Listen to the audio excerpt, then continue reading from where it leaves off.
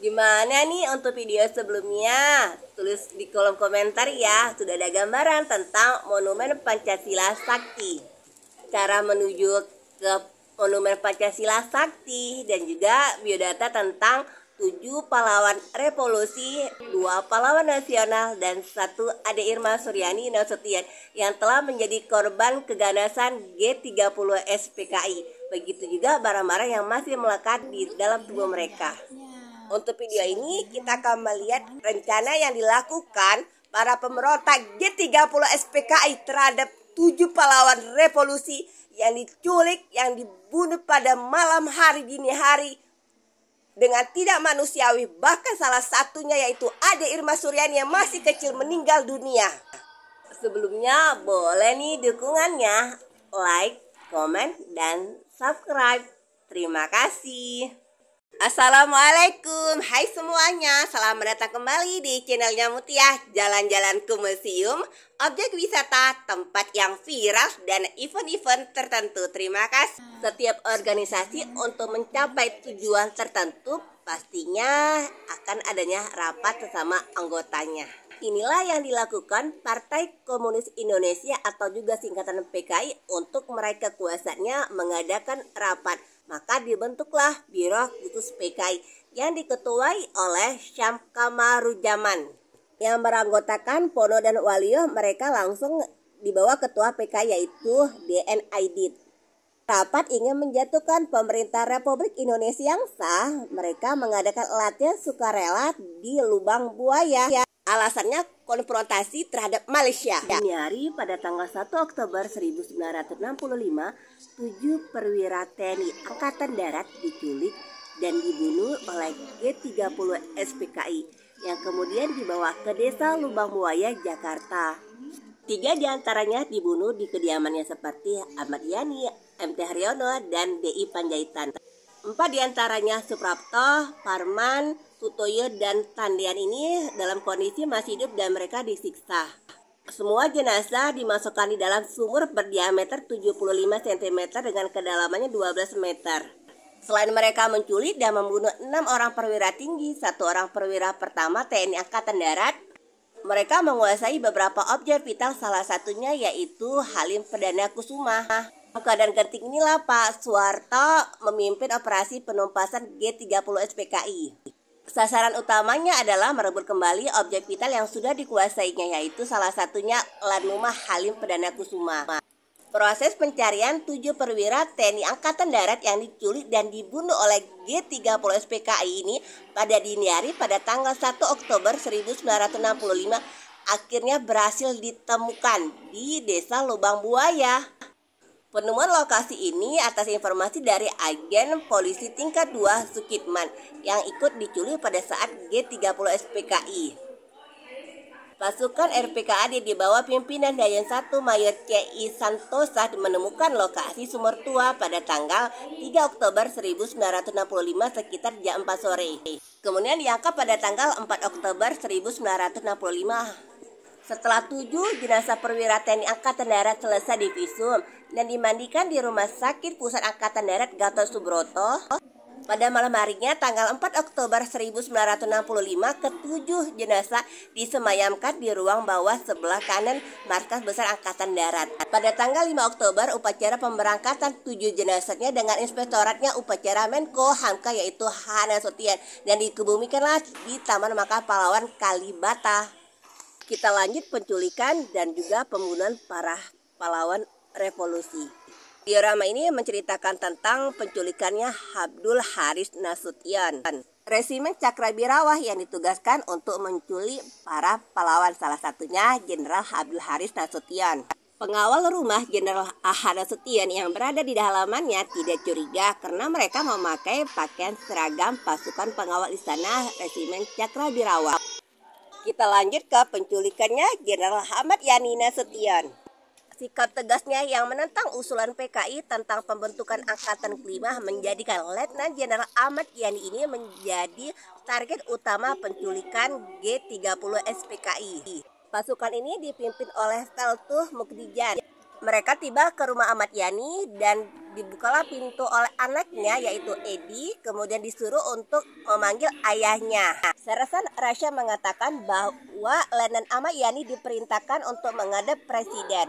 Ini pun menyetujuinya dan dia ingin mandi terlebih dahulu karena dia memakai pakaian baju piyamah yang berwarna biru.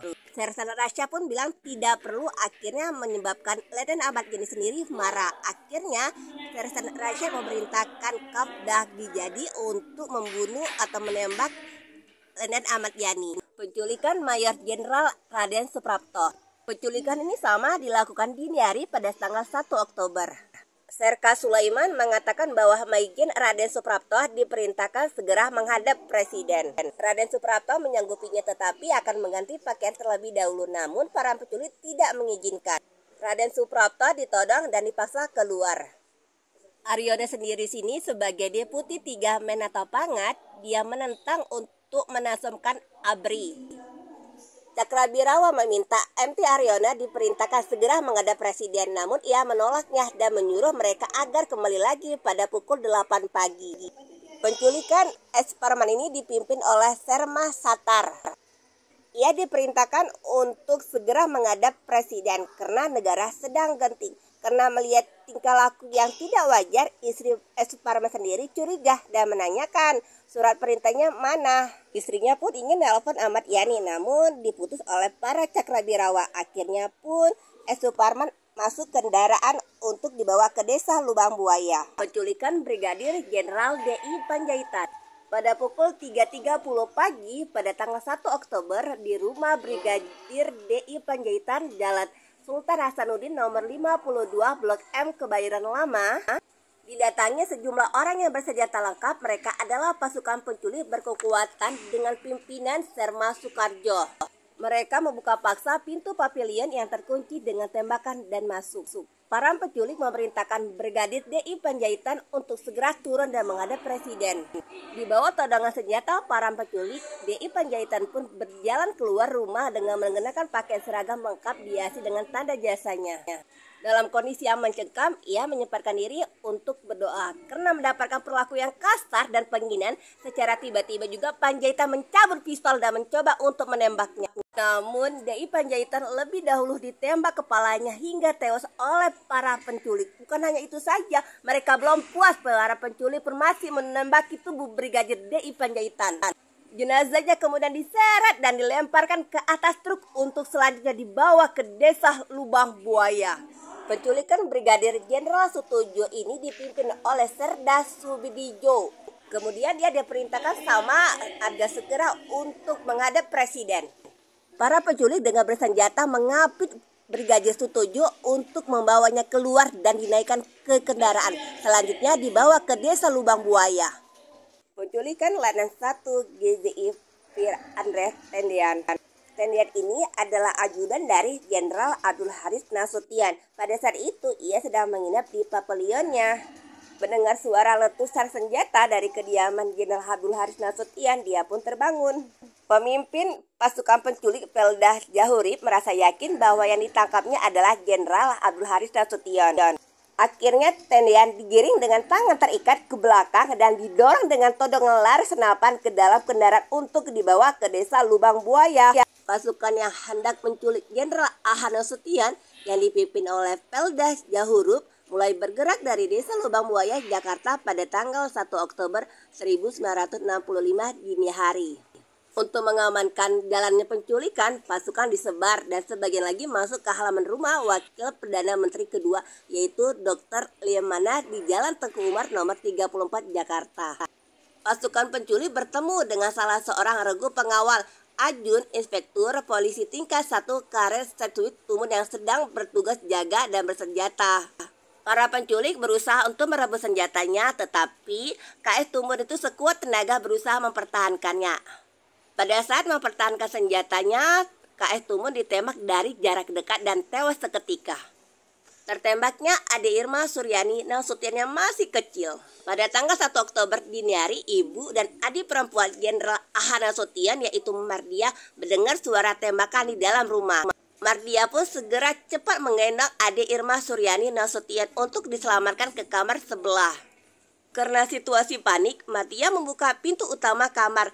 Melihat pintu dibuka, salah satu anggota Cakrabirawa itu menembak beberapa kali dan 3 peluru diantara mengenai Ade Irma Suryani Nasution. Sempat dirawat di rumah sakit RSPAD selama 6 hari, namun nyawanya tidak tertolong dan akhirnya dia meninggal dunia. Ade Irma dimakamkan di TPU Blok P Kebayoran Baru dengan upacara militer. Dilanjut lagi dengan part selanjutnya ya. Izin apabila ada yang salah boleh tulis kolom komentar ya.